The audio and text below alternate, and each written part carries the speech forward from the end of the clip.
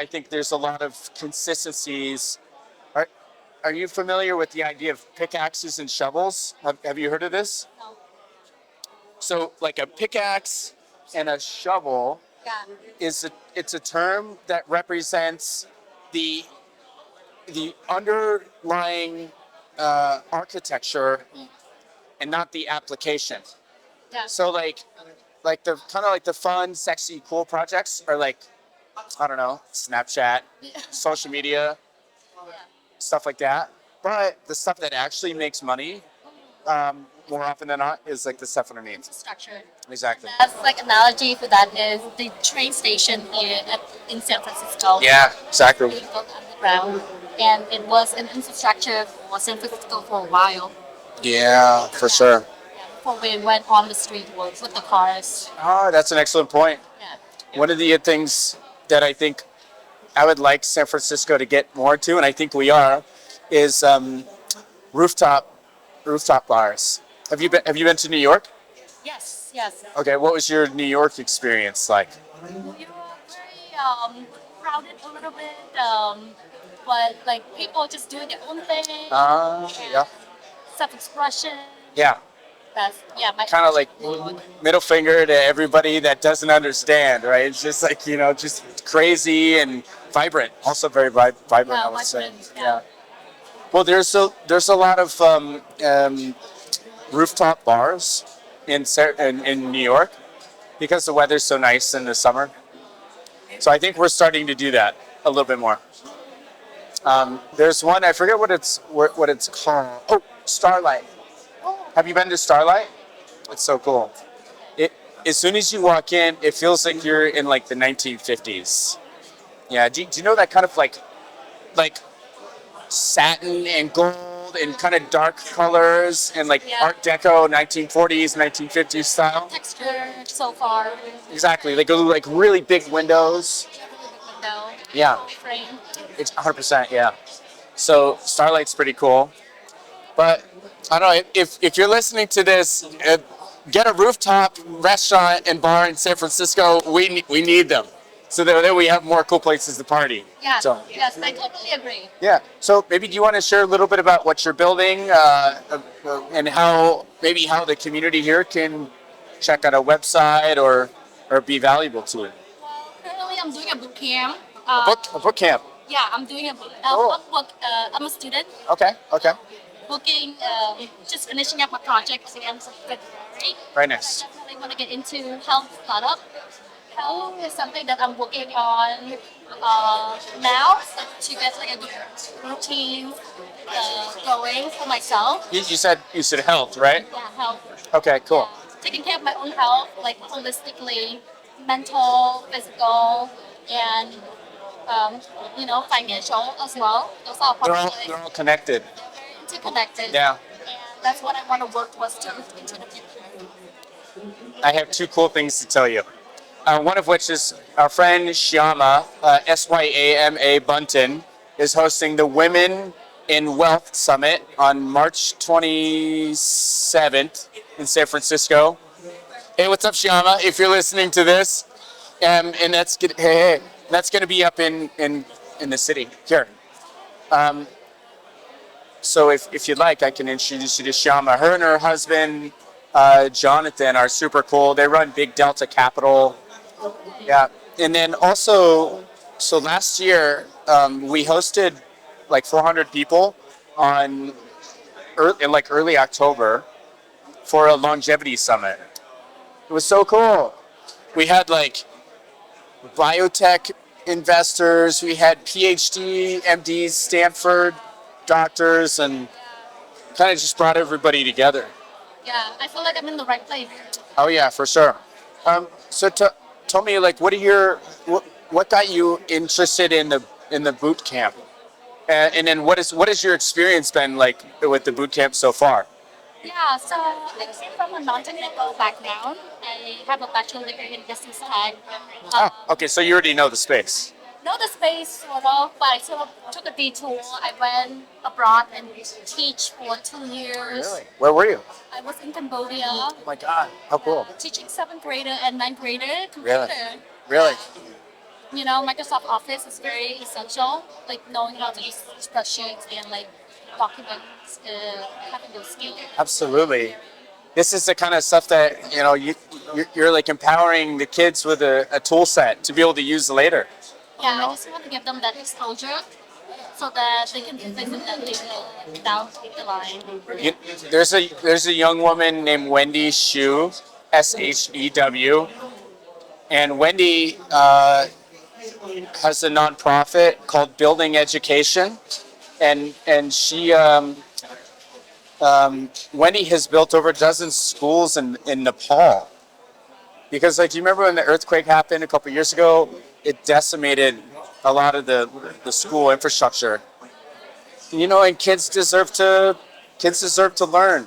Kids deserve to have fun and play with their friends and kind of set themselves up for success for the next chapter. Yeah. So Yeah. I definitely admire those people that they spending time and resources in a pro, like oh yeah, really passionate exactly. kids. You should meet Wendy. She's super cool. I would love to. Yeah. Okay, cool. So Wendy and who's the other? I've already forgotten. There's so much going on. Longevity. Oh, right, of course. Yeah. Cool. So we'll make sure to do that.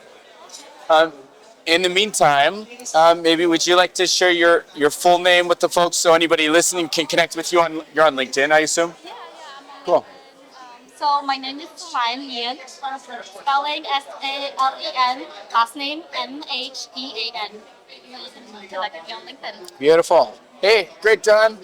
Up top. Thank you for coming on. This is pretty cool. I know very impromptu, but you did great. Thank you. Cool. All right, cheers. Welcome to another super exciting episode of Silicon Zombies. We got our buddy Thor here from Orso, which is a new venture. You guys are doing amazing stuff in the AI robotics space. Thanks for being on the show, Thor. Thank you for having me. All right. Yeah, no, so we're having a autonomous mobile kitchen that is traveling across the Bay Area right now, straight in from Korea. Wow. So we just hired one of the most talented chefs in Korea to help make the recipes, and the Korea and the robotics can Beautiful. do it for us Excellent. autonomously. So It's so timely, Thor, that you mentioned this. I was just watching the All In podcast this morning. Chamath, Friedberg, Sachs, and Jason Kalkanis. And they also had Travis Kalanick from Uber on, who's now innovating in the restaurant space, just like you guys. So it feels like there's a lot of room to grow. What got you interested in this space to begin with? well, I guess there's a lot of room for growth when it comes to robotics. And, Yeah.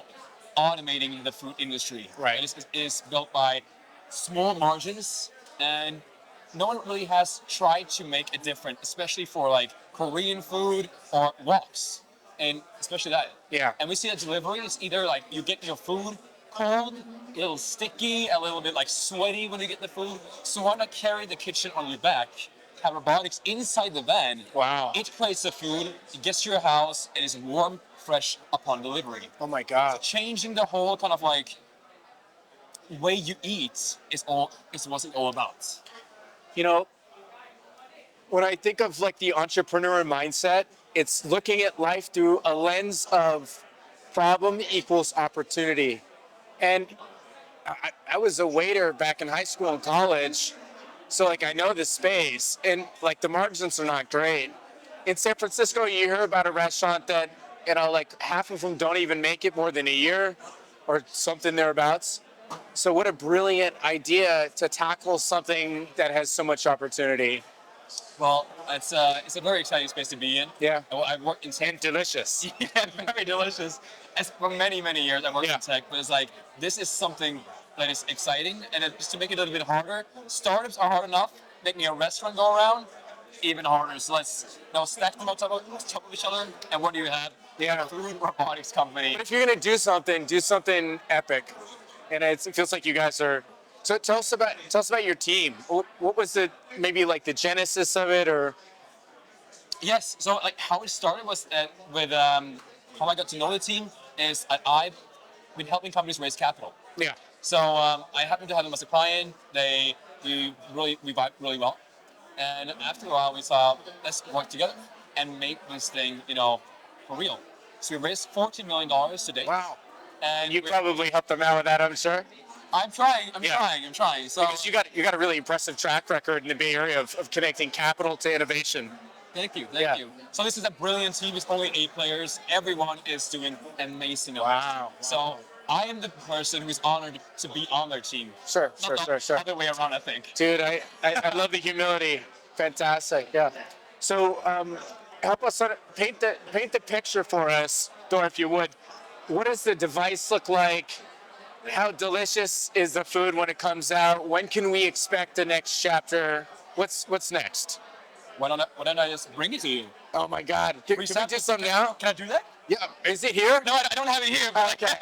it is I'm excited. That's okay. That's okay. I got it down in Softbank, so Okay. Redwood City. Sure. We can anytime come up to SF. So we are already operating 2 food trucks, and we're opening a restaurant very, very soon. Wow. With this technology, and again with the recipes of our famous chef. So I would love to give more information. We gotta do a collaboration. We gotta do a collaboration. The zombies are hungry for brains and intelligence and great stories, but also for delicious food too, right? Korean food. Yeah, Huh? yeah. That sounds like a very good plan. I'd love to do it. Fantastic. Well, maybe Thor, help us share a website or maybe your full name so folks can connect on LinkedIn with you. Sounds perfect. So my name is Tord Dønnum. So contact me on LinkedIn if you have any questions on what we're building. It's called Also Korean Barbecue and Seafood. You can find us on Google and on all the social media. So we're trying to really launch this thing right now, and check out the restaurant. It's up in a few weeks, hopefully. Amazing. And so to spell it, it's TORD DUNHAM. DOENNUM. Okay, perfect. Gotcha. Well, make sure to check out Thor online. He's got all sorts of awesome content on LinkedIn as well. And you guys are innovating the food space, which is beautiful, man. Hell yeah. Let's go. Congratulations. Thank you. Thanks for coming on the show, and more good stuff to come. I'm ready, man. I'm excited for the collab. Beautiful.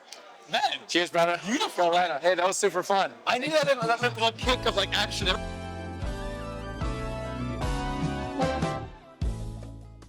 Welcome to Silicon Zombies, where we bring you the best brains from the Beta Beyond. We're super psyched to have Hans from the Agentic, the Chief Business Officer in San Francisco today. Hans, welcome to the show. Hey, thanks, Nick. Nice to be here. So you guys got a beautiful brand, a wonderful community you're bringing together. Help us understand, how do you see storytelling? Depends, I think, who you're trying to talk to. Business 101, right? Yeah. Who's your audience? Yeah, well put. In terms of what we're doing over here, right?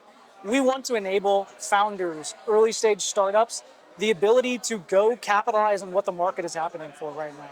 What I mean by that is it takes nothing to create a company from a monetary standpoint, from an expertise standpoint.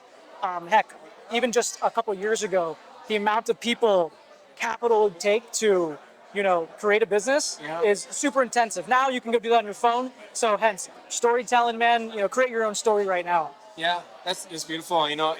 The idea of, I like to think of it as like run on the racetrack. What used to slow founders down, that's all getting rid of and automated. So you take these folks who maybe that traditionally are not technical, but now all of a sudden they've got these models that can produce a lot of that for them. And in addition, it's more important than ever before to educate yourself on what's happening, what's around the corner. It sounds like the Agentic is just like a beautiful platform to help bridge that gap. Yeah, no, we have, we are a model business. We're an AI infrastructure company. We've got a couple open source projects that are coming out. Won't give you a whole pitch on that, but more or less. I like a pitch of that. The reason I say is because things are so up in the air with what's happening with DeepSeek. Yeah. Actually, maybe we can get your hot take on what's happening in the DeepSeek space right now. So I would say I'm going to wait just a little bit, but we've got some things. We've got a couple things that are coming out that's, let's just say, pertinent to all of that, and we're very excited about what we're about to release. Beautiful. Yeah. So it is kind of interesting if we zoom out a little bit and look at the open versus the closed ecosystem, or ecosystem, I should say. Apple just recently had a big pop in their valuation, and my guess is that happened because they didn't get wrapped up into the drama of all these new models and maybe the irrational exuberance of overvaluations. Maybe they're playing the slow roll. Yeah. They've got the walled garden, and trust, of course, is super crucial when it comes to data and taking care of your customers. So how are you seeing the open versus the closed source space right now? Yeah, so I will say, right, for certain use cases, certain models are better. Makes sense, right? There's a verticalized approach going on in the space right now where different models are being used for different use cases. If I want to put on my selling hat right now, one of the main differentiators of our model is the fact that you can actually deploy this on premise and it's private. So what you just mentioned, you protect your data, protect your customers' data. Those are the two most important things. Kind of, you mentioned something from Apple, right? I would consider that, let's just take a step back, thinking about it as an enterprise. What I've been seeing in the enterprise, I've spent my entire life selling into the enterprise to an extent. Adoption when it comes to technology is not coming, right? We're seeing executives say, too early. well, I think that, you've created these businesses and these companies, the way you've architected these, they don't necessarily have the infrastructure to support some of these use cases, right? So you've got, executives at these firms, at these companies that are saying, hey, where's my AI? Where's my AI? And you've got central IT that's like, whoa, hold the horses. Even if we wanted to implement these certain workflows or these business processes that we can automate, we can't even do so because of the way that our data is structured. Think about it in terms of the old pipes that are in a building, right? You've got to revolutionize these pipes. So what I believe truly right now, if you want to eat up market share, it is the time to create a business that is an AI-first organization. Heck, you can do so with us, obviously, through our Launchpad program. Yeah. But the way that I see this folding out is because adoption is so slow within the enterprise, sales process you're going to go through for technical validation is quite extensive. Security validation is going to take a while as well. Over a year, huge cost of sale. I will bet on early stage companies who have a vertical that they add value to. I bet you those companies, if they get into the right types of deals, the right types of POCs, that they will be turned into M&A conversations and they'll actually be turned into that. So I see because of the way it's shaping up to what you mentioned, but at the same time, you can create a business and get that actually bought by another one. I truly think that that's what's going to happen. Hans, that is so inspiring to hear. And, as a serial founder myself, it almost felt like it was less risk averse historically to start a company because you kind of knew where things were headed. But now with the space seems to getting shaken up so quickly, it's like we're in a dust storm. And we got to wait for the dust to settle before we know what's going to happen next. But you're saying just dive right in, have a domain expertise, have a good team, execute, and build something and just get those deals. You get those deals and the company will continue to grow. Yeah, so there's one thing about being somebody, I was born here in the city at Children's Hospital. I grew up in Palo Alto and Mountain View. It's what I call it. I was dude. Oh, yeah, there we go. Yeah, I'm a Bay Cat for real. But nice. I would say that, growing up in the convergence of capital and technical markets, the way that I describe it, has given me an understanding that you see tons of great companies, tons of great products out there. You could be the best tech product, but that does not mean diddly squat.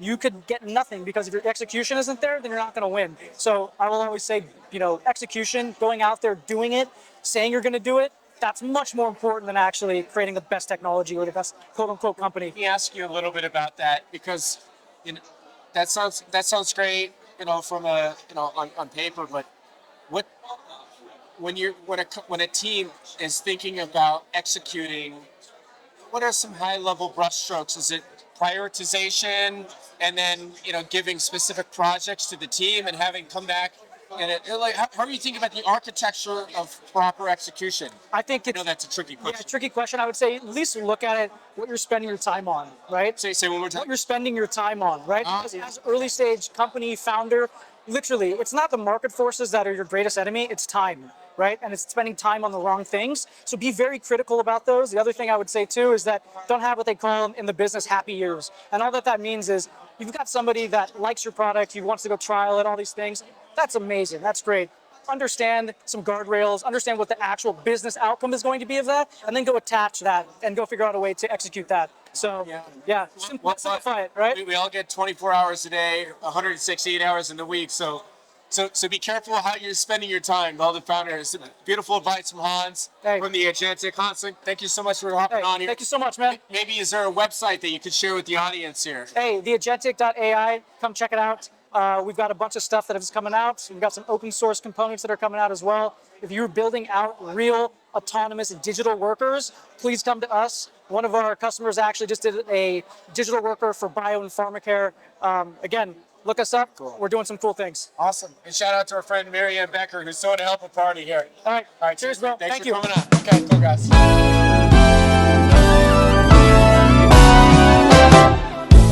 Guys, I'm super excited. We got a Silicon Zombie exclusive here. Josh from Vimble, who's been in town for how long? 10 days. Beautiful. Welcome to the Madness. Welcome to the Bay. Excited, thank you. So tell us a little bit about you've been working in stealth, and now you're ready to rock and roll. We are. Please tell us more.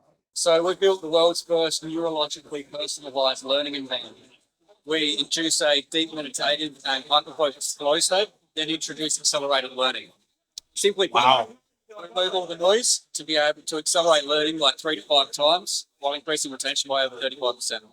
Now, are you getting rid of the distractions? Or what is it? What was the aha moment in understanding how the brain works? You're like, wow, this is how we can level up people from an education perspective. That's a great question because I actually built this. I built this neuro hack to get myself through law school. So about 10 years ago, I had a big accident, ended up with 17 spine injuries, shoulder and hip.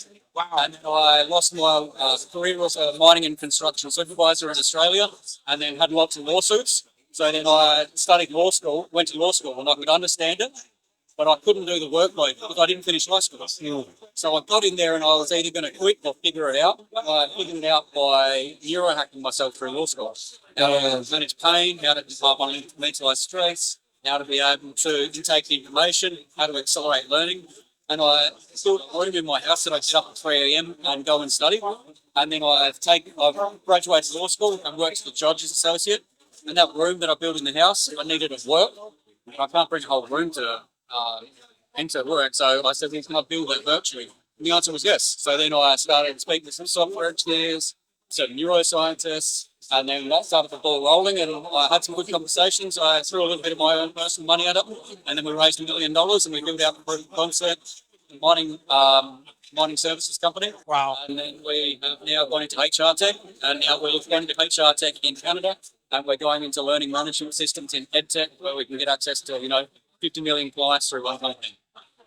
I have so many questions. Like on one hand, it sounds like you can unlock the productivity for folks. So that's like the HR tech angle. Just right before Josh and I hopped on, we were talking about Amy Cuddy, who gave an amazing TED talk. She also was in an automobile accident.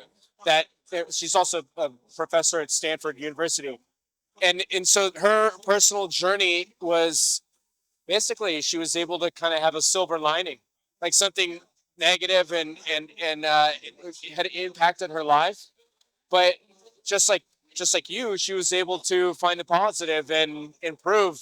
So now you're like what the $6 million man, right? So tell us a little bit about your process of understanding in your mind and maybe some skills or hacks that folks at home can leverage. Some of the most simple things that you can do is just get into routines and habits, eliminate distractions, get rid of phones, get rid of all of those things that are going to distract you to be able to put you into that more focused state. To be able to put yourself into that flow state is quite difficult, and that's what everybody's trying to figure out. Whereas we can do that, we can watch the moment, both by EEG and physically. So when people get into the flow state in Vimble, their hands will drop to the side and their heads will drop to the side. But to be able to do that outside of the environment, because we've got 30 neurological and sensory elements, and they work together in intensified combinations, it's super hard to do that outside of the environment. Maybe you could train yourself to do that though eventually, like a monk or something like that. I was not able to do it. Yeah. I'm thinking maybe there's like sensory deprivation. So this is essentially that's what this is. Okay, can we unpack that for us a little bit? So inside of the environment, so you think solution inside of virtual reality, application by medical school, inside of a virtual learning environment, the first thing that we get you to do is go diving in the Great Barrier Reef. Wow. Then when you're there, you'll sit there for a couple of minutes, and then we start introducing the first bit of our neuroscience. And when you get that first bit of the neuroscience, people go, oh, what was that? And we'll watch people going from looking around to looking dead straight ahead. And they typically just look down in front of them. And that's how we get the people into a meditative state. That's in the flow state. So just experiencing that gives people the ability to be able to come out of the environment and feel much more calm. And we've been able to show that with wearable EEGs as well. You know, I bet there's some excellent applications for the government. Like think about if there's like the Army or the Marines or the Air Force, and they need to learn something, maybe a new language or a protocol or something, and they could go through your modality, and to be able to ingest this information a lot more efficiently. There's a term for it. It's called accelerated training. Which Accelerated training. Okay. got like a new tank or a new piece of equipment or anything like that. That's where going into Arnall and learning about that and accelerated 3 to 5 times faster, while also retaining 35% more. That's where workplace training or mining or the army or the services. That's where we've got a big application for sure. Wow, man. So congratulations on the raise. What does the next 3, 6, 12 months look like for you guys as a company? So we're commercialising at the moment through a mining management system in Canada. They've got training for 550 hospitals globally, including 500 in the US. Wow, okay. We're also starting our software as a medical device research as well. So the way that the software works, it relaxes the brain's amygdala. It's a direct learning path of the main memory center, the hippocampus. By relaxing the amygdala, you're able to give people with mental health battles and neurodivergent conditions and highly distracted children an education far faster than ever before. So that's where those 3 areas, we have to go into software as medical device research to be able to make the claims that we need to around those industries. So we're going to start that in the next 3 to 6 months. We are commercialising. We're also raising capital to be able to make the most of that commercialisation. I have a couple VC introductions that I think could be valuable. So let's definitely hit that offline. I want to throw a curveball your way. How does psilocybin kind of play into some of these rewiring of the neural pathways? Maybe it can be in conjunction. You can plead the fifth if it is a little bit too spicy. There's a lot of very good research around the way that neurotropics like that can be able to, not nootropics, stimulants like that are able to rewire the brain.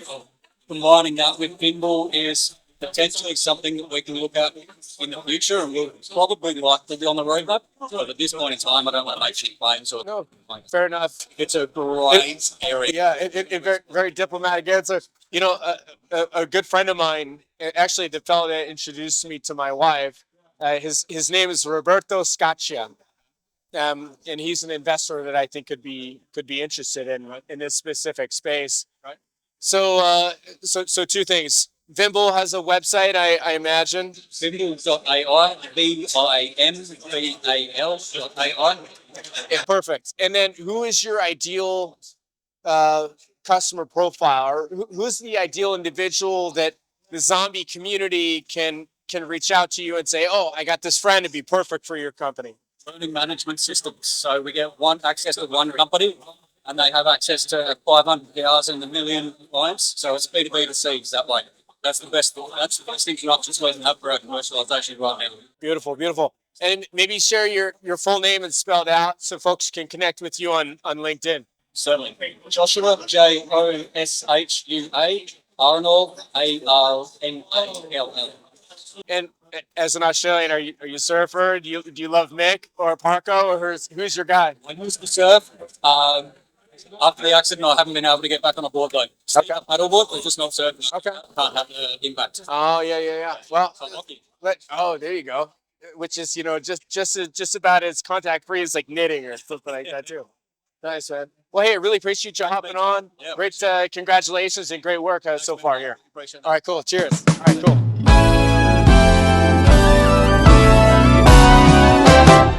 Welcome to another fantastic episode of Silicon Zombies.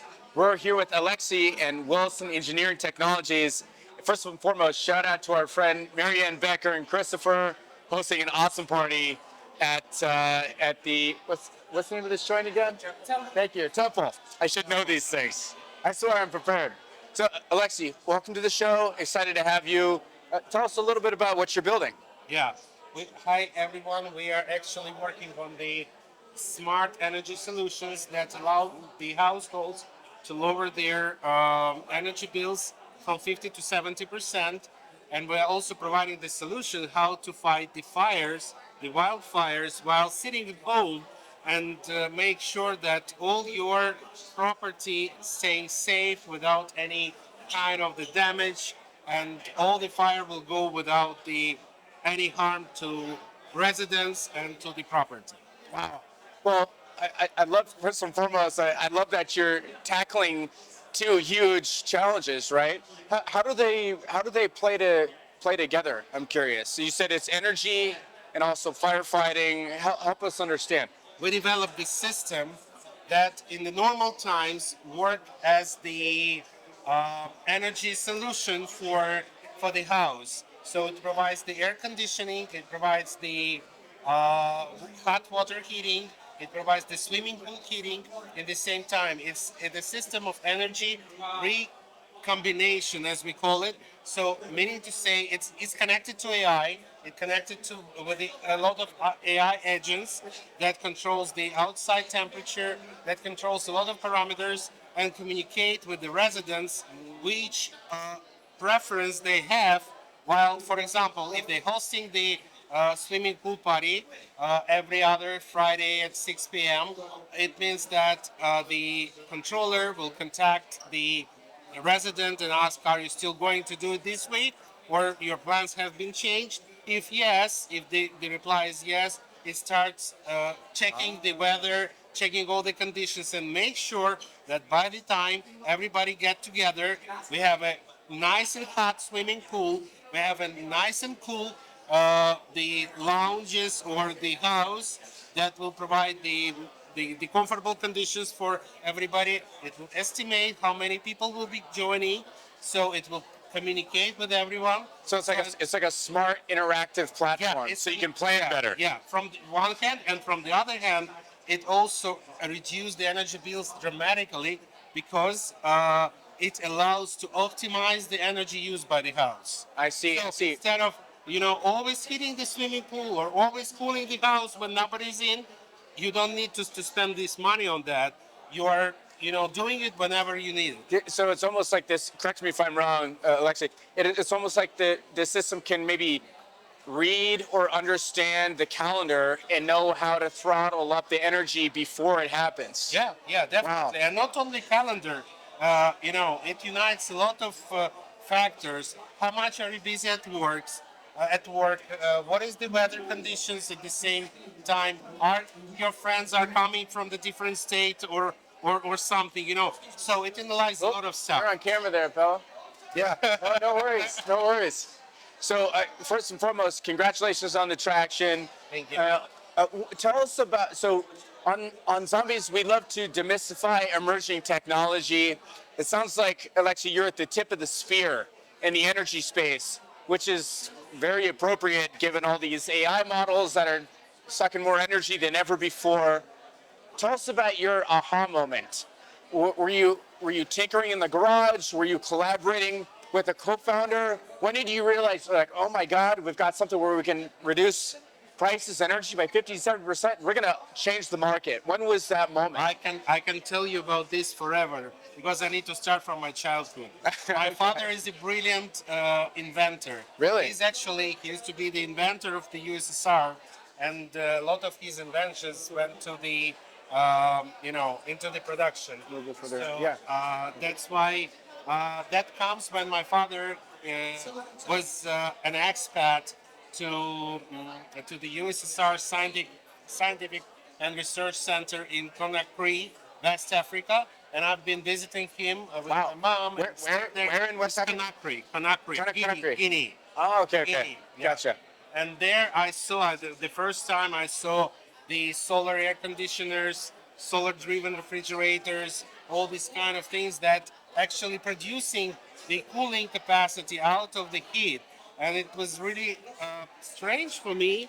That's a brilliant innovation. To see the one piece of metal pipe, one part of it is a cold one, and the other one is red hot. Yeah. And how it can be happened in the single one pipe. So maybe your father's expertise was in chemistry? No. Or physics? Physics. Okay. He inspired me to start this journey, and I'm really, thankful to him to get this inspiration to me. And he's still working with me. He's still That is producing so a lot of cool. ideas.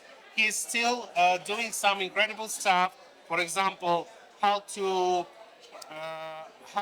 prepare how to build a new engine for the spaceships, where the new fuels will come to this on these spaceships, how we can survive on Mars, for example, how to Wow. get the energy out of that. Your dad sounds awesome. Yeah, he's always working on something. He was working on this something like called Hyperloop, which Elon Musk company calls, but he developed the concept how to make it more energy efficient and more practical in a way how to cope with the problems that Hyperloop project face actually. You know, I heard that the concept of the Hyperloop actually existed back in the 40s and 50s in the form of vacuum tubes, but that was kind of more focused around like smaller packages. But imagine, and they had this in Paris, they had this all over the world, but it was an elaborate maze of tubes, and these little packages would go like 30 miles an hour.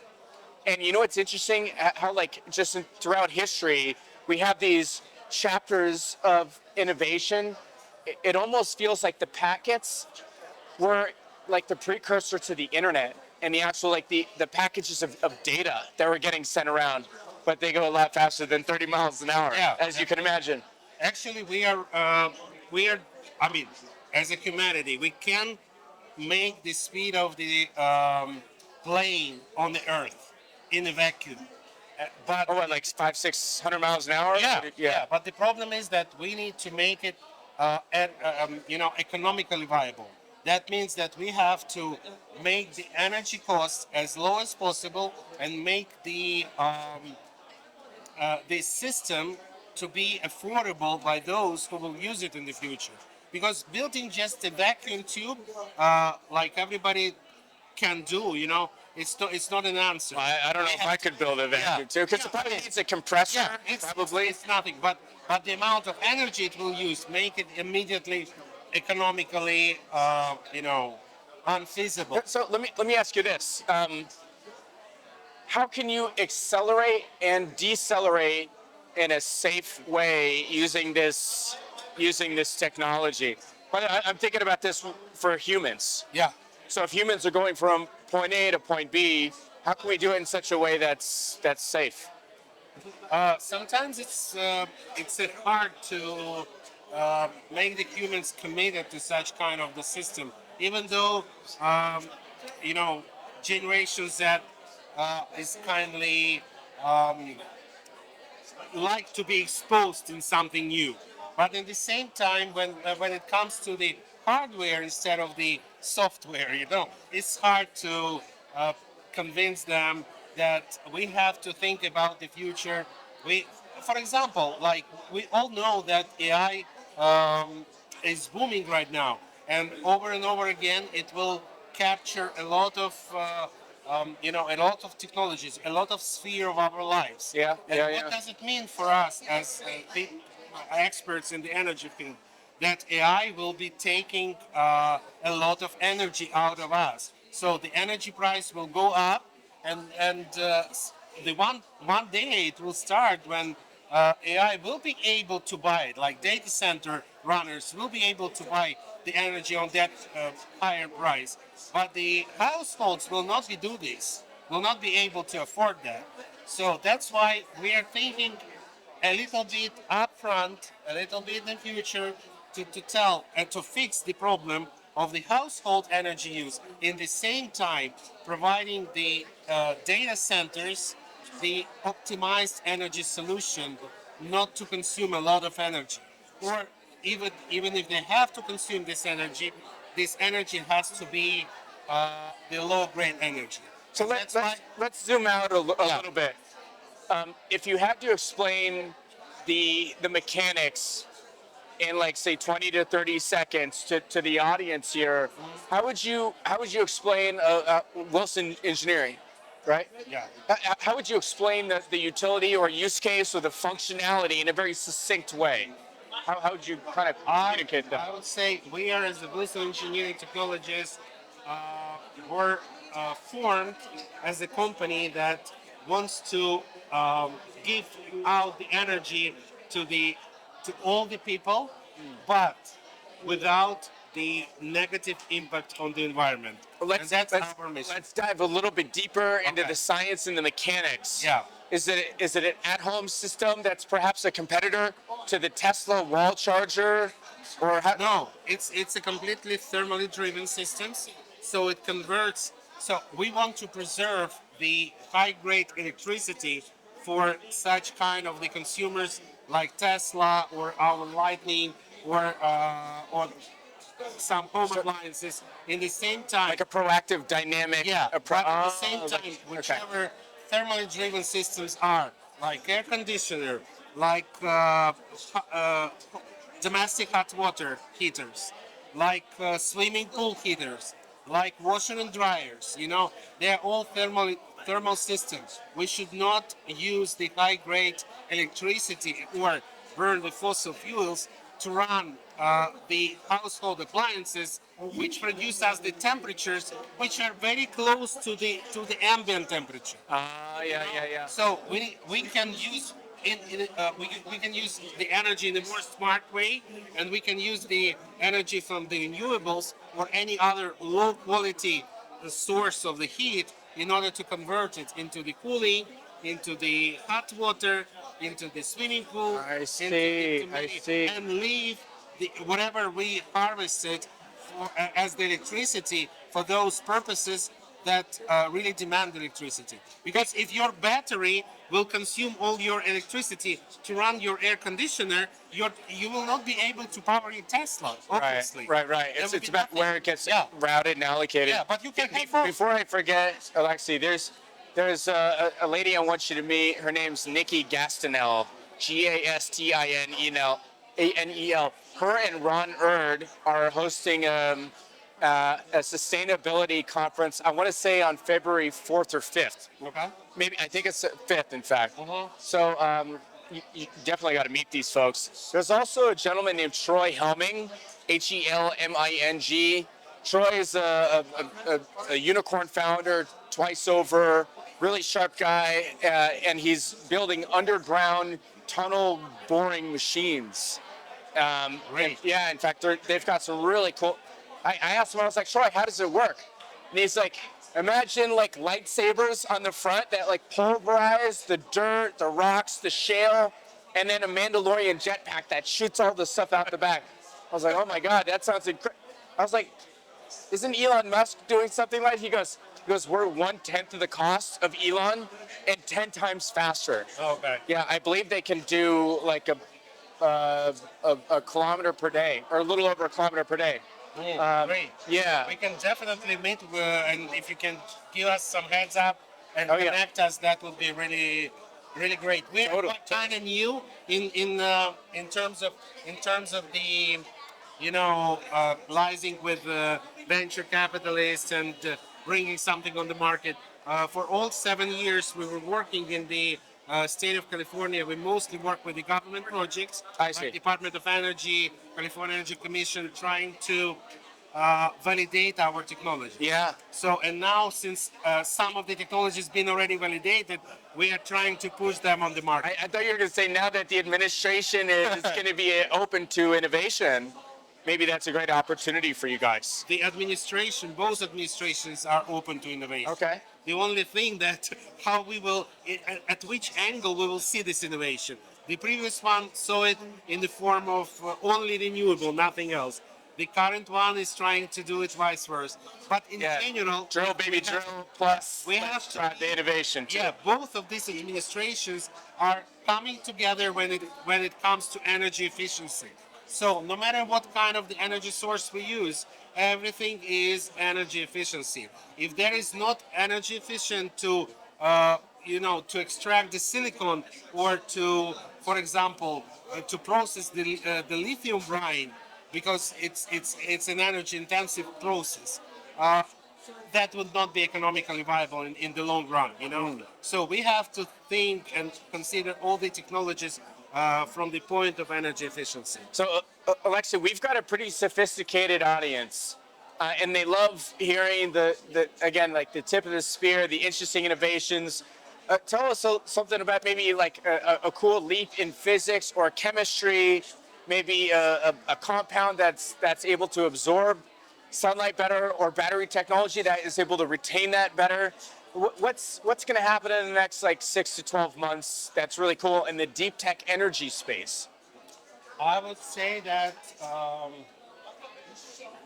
you know, there is one thing that I would like to see what is going to happen on the deep tech, but the other thing is what is really going to happen. So whatever I like is that the community will be more, you know, how to say, Collaborative, maybe, yeah, or collaborative, open source. yeah, open for different technologies. Even for example, yesterday I was on the meeting at the 90 club and 90. Oh yeah, it's like a high-end co-working space, Yeah, I think. yeah, Yeah. I was talking about the petrothermal energy, but the people there even didn't know what I'm talking about. But that's actually the same geothermal energy source that allows you to extract the energy from the earth, actually. But we know geothermal just because it's kind of liquid like a water that goes through the hot rocks in the pores Is that of like fracking? yeah, so, no, it's not fracking, it's geothermal energy. When we harvest the water, which is hot in the form of steam, because it was, contacting the hot stones through the pores. But petrothermal energy is that we know that there is the hot, dry stones underneath the earth. We just need to pour the media there and extract this energy out. And the good advantage of this technology is that it has the potential to de-intensify the earthquake potential. That is really important for this area, for all the California and San Francisco, because we are laying on this Major on fault. this break. Yeah. And if we start getting this heat energy, thermal energy out of the earth, the chances or how to say the intensity, Yeah. the level of the earthquake will go down definitely. Wow. that's- Anytime you can mitigate a natural Sure, disaster. disaster. You know, I heard also of a similar approach or strategy. So you're probably familiar that with the rising ocean temperatures, it's feeding these storms. So the storm season is getting longer and more intense, and more expensive too. So I heard about this one idea where they've got a long pipe that shuffles the water. The cold water brings it to the top, brings the warm water down, and then so that actually has like a cooling effect. So it feeds the storm not so fast. Isn't that kind of a crazy idea? No, you are talking about upwelling. I recently had a conversation with the granddaughter of Jacques-Yves Cousteau. No. Yeah. Wow. She's actually your colleague from Los Angeles. How do we get her on zombies? That would be so cool. I mean, she's in Los Angeles, environmentalist, and she's the very famous media person there. Oh, okay. And probably a conservationist too. Yeah, sure. Just like her grandfather. Sure. And we were talking about her about the invention that we recently developed, how to desalinate the water from the ocean without spending any external energy. And That would be a golden opportunity. and that's what we purposely developed for the Department of Energy projects that refer to the emergency help to the blue economies. I see. You remember the hurricanes in Puerto Rico, in Haiti, and all this kind of. Yeah, they need a lot of support right They now. immediately, stop producing any kind of electricity, the outages doesn't allow the reverse osmosis system to produce the desalinated water, the fresh water, and by the time somebody will bring it to them, it's a disaster. You know, Can you help us understand a little bit of the chemistry behind? By the way, thank you for letting me put you on the spot here on this stuff. But help us understand the chemistry behind the desalinization process, where you're not losing energy in that process. Usually, the standard water desalination process is a very energy-intensive process. So you can achieve the good level of salinity in the water by evaporating this water, leaving the brine, not evaporated. Isn't that energy intensive? It's extremely energy. So how do you? We use the natural temperature gradient, and by doing this procedure, we are running this our process of desalination, using only the temperature gradient, and it's 10 times more efficient than produce electricity, and after that use this electricity to run the desalination. I see. But moreover, this upwelling, what you were describing about, allows the bottom layer, which are rich with the nutrients, come on the surface where all the algae and a lot of small plankton is formed. So that boosts the fisheries and actually attract a lot of marine life, So it boosts the marine life processing. So it sounds like there's secondary positive impacts or derivative impacts that are good for. When you are going to Antarctica, to the southern pole, from the mainland, you are crossing the 51st, I believe, meridian. Yeah. That is usually very rough in terms of the waves. So it's a natural one because two oceans coming together. Yeah. And it's really full of marine life there, because of what? Because of this natural upwelling. Yeah. So natural upwelling boosts the nutrients from the bottom layers up to the surface, and that attracts a lot of, marine lives to interact and to complete the cycle. Complete the cycle of life. That's a thing of beauty. When I was a kid, I wanted to be a marine biologist too. So, I love the idea of using. You sound like a techno-optimist, like me. So, like using science in applications in the lab to solve real problems. Like, I heard a while ago about marine biologists that are crossbreeding coral that is less susceptible to rising temperatures, so they're regrowing the coral reef. Yeah. In conjunction, they're playing like underwater speakers, so like live music of a healthy reef, which is attracting 50% more fish. Yeah. So you attract the fish, you're regrowing the coral infrastructure or the ecosystem. This is a beautiful thing, And then think about all the downstream, no pun intended. We are effects, also, I'm also the person who were born on the sea. I'm from Odessa, Ukraine. It's a Black Sea. Yesterday, unfortunately, bombed tremendously by Russians. But and I was always loving to be in the sea. Yeah. I'm a diver. I'm an advanced underwater diver. Me too. Nice. I've been diving through many places in the world already. Tell us a diving story. I know you got a couple up your sleeve. No, sure, of course. Yeah, tell us a good story when you were exploring the big blue sea. Oh, probably the best story that I was trying to see the whale shark for the first time, and I was diving on Maldives Wow. the whole week, and every time I come back 2 times a day, we went diving, and every time I come back, the other team saw it on the other place. Once I go there, they saw it in the other place. So, and You're like, what about me? yeah, the whole week I was chasing this beauty, this incredible creature. And the last day on my final dive during this day, Yeah. we don't like to say last, Sure. Of course. It's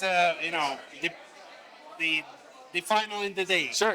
I I finally saw it. Excellent. And you know, my excitement was so Palpable, I'm sure. yeah, that I was freezed, you know, and I couldn't believe my eyes. Wow. And I was smiling and crying in the same time. That's beautiful. And all my mask become, you know. Wow. But I saw this incredible creature. It was the size of the bus. Wow. You know, and And tell us, what were the colors like?